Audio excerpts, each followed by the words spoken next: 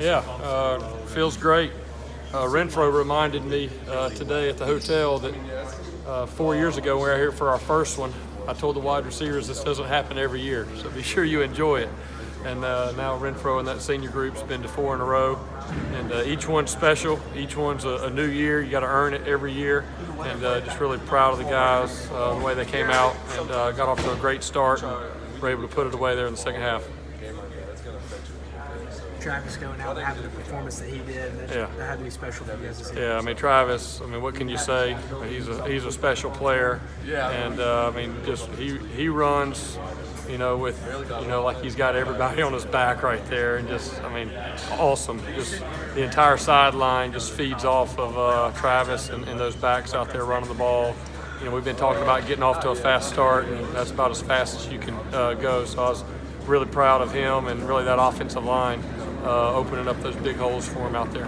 With the conditions that you guys had today, was that sort of the game plan to go heavy with the run game and see what could happen in the passing game? We talked about it. We knew it was going to be wet, and said, hey, no excuses. We got to be able to throw, and you got to be able to run regardless. And obviously, we knew we'd have a little bit better opportunity to run the ball with the ball being wet. But we made just enough plays in the passing game to keep them honest and open up some of the runs. But I think that's, again, a lot for that offensive line when, these kind of conditions, everybody knows we got to run the ball, and for them to be able to push those backs for 301 yards it says a lot about those guys up front.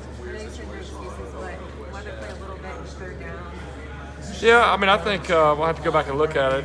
What it felt like on the fields, we had a lot of third and longs, so that's difficult anytime.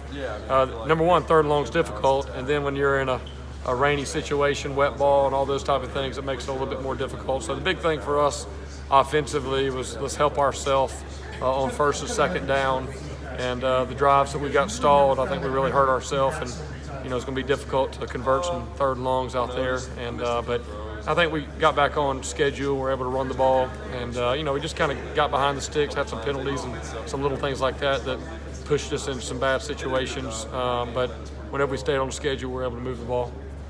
How relieving was it to see your defense step back up and force some turnovers for you guys, give you some short fields to work with? No, that was great. Our defense, they've been special really all year long, and it was not surprising. I knew this would be a good matchup for our defense versus what Pitt was going to do. But it's great for them to get some turnovers, big plays. AJ over there, again, with a wet night and a slick ball, for him to be able to make that play and finish. I think Coach talks all the time that we play our best ball when we're complimenting each other.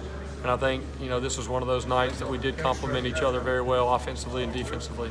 Coach, what do you think the biggest difference is in this program now where you are compared to where it was when you were a player? What's made it the power that it is today? Yeah, well, number one, it hasn't happened overnight.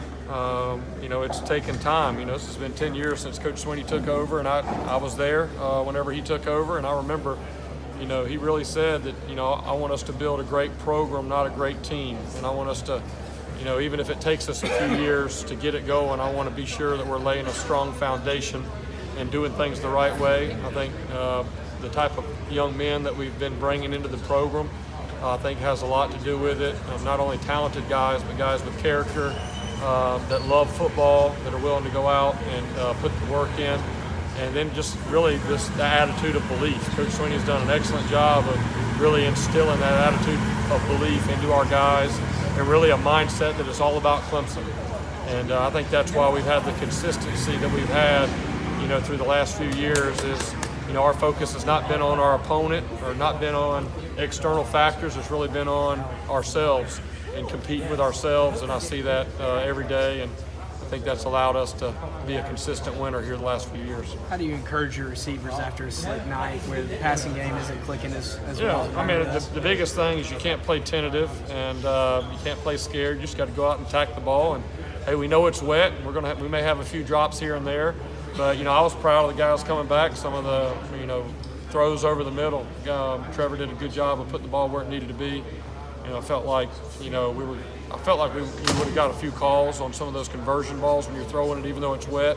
Hey, either we're going to catch the ball or maybe we'll get a PI. And we didn't get some of those calls that maybe we'd have liked to. But I give him credit for not getting discouraged. That's what I told T whenever he came over there.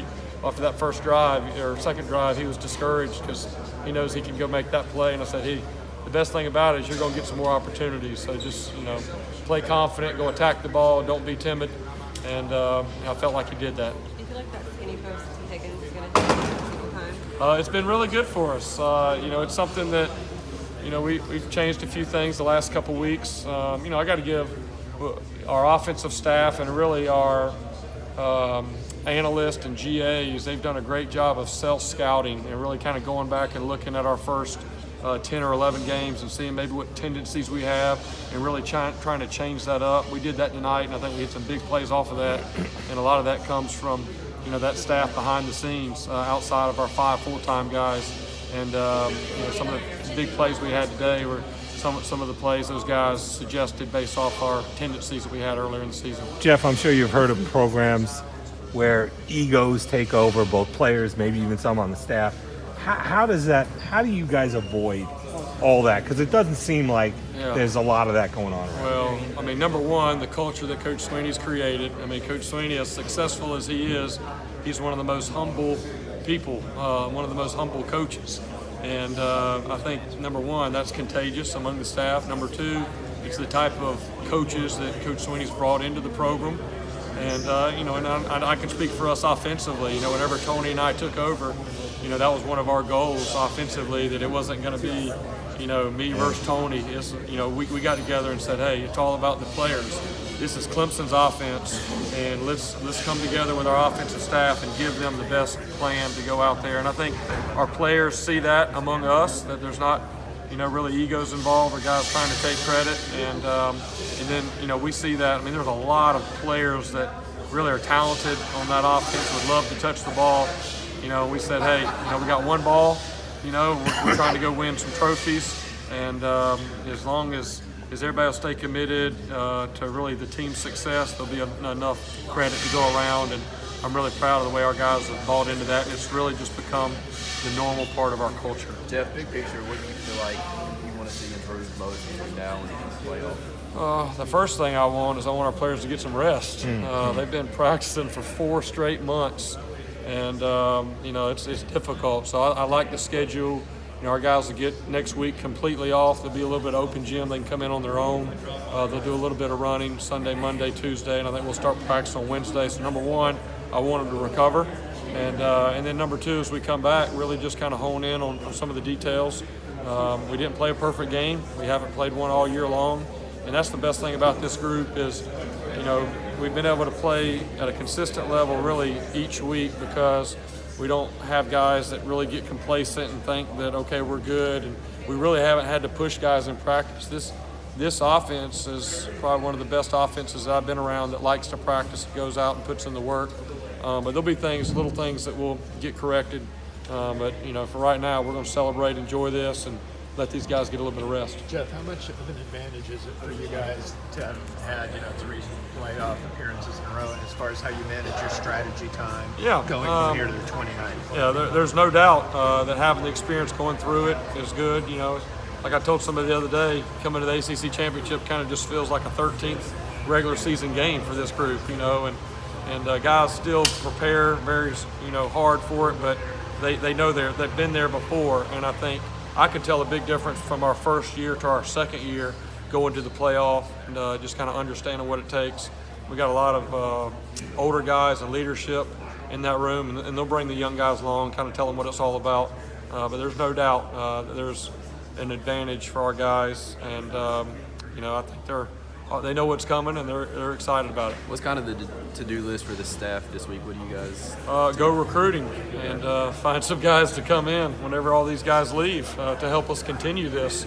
So that's the biggest thing we'll do is Sunday we'll all leave and we'll be gone for about 9 days straight out there on the road recruiting, and our younger coaches will be in the office really getting all the video broken down for us. We'll have our laptops so at night we can kind of break down video and start getting some things together, and then we'll start fresh whenever we come in that following week, and kind of approach the next game as a 1-game season.